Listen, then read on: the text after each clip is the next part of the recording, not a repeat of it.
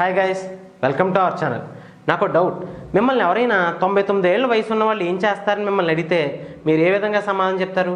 కొంతమంది అయితే గుడికి వెళ్తారు, లేకపోతే తీర్థయాత్రలకు వెళ్తారు అని చెప్తారు.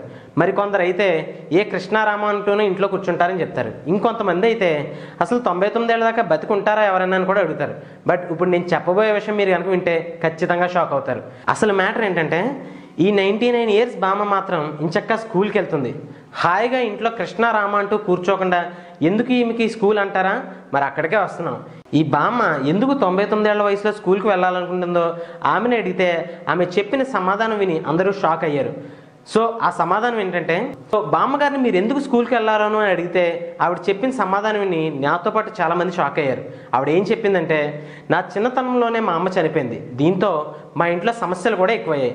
వాటికి ఆర్థిక సమస్యలు తోడవడంతో నేను నా చదువుకు ఫుల్ స్టాప్ పెట్టాల్సి వచ్చింది. ఇన్నాళ్ళకి నా సమస్యలన్నీ తీరాయి, అందుకే మళ్ళీ స్కూల్కి వెళ్ళాలనుకుంటున్నాను అని చెప్పి సెలవిచ్చింది బామ్మ. బామ్మ ప్రస్తుతం లాప్రిడాలో ఉన్న ప్రైమరీ స్కూల్కి వెళ్తుంది. అయితే ఆ స్కూల్ మాత్రం పిల్లలది కాదు. ఇలాగే చిన్నప్పుడు చదువుకోలేకపోయిన వాళ్ళకి పెద్దయ్యాక చదువుకోవడం కోసం ఏర్పాటు చేసిన స్కూల్. తనకు 98 ఏళ్ళు వచ్చినప్పటి నుంచి స్కూల్కి వెళ్ళడం ప్రారంభించింది. అప్పటి నుంచి ఒక్కరోజు కూడా స్కూల్కు డుమ్మా కట్టలేదండి. అది స్పిరిట్ అంటే.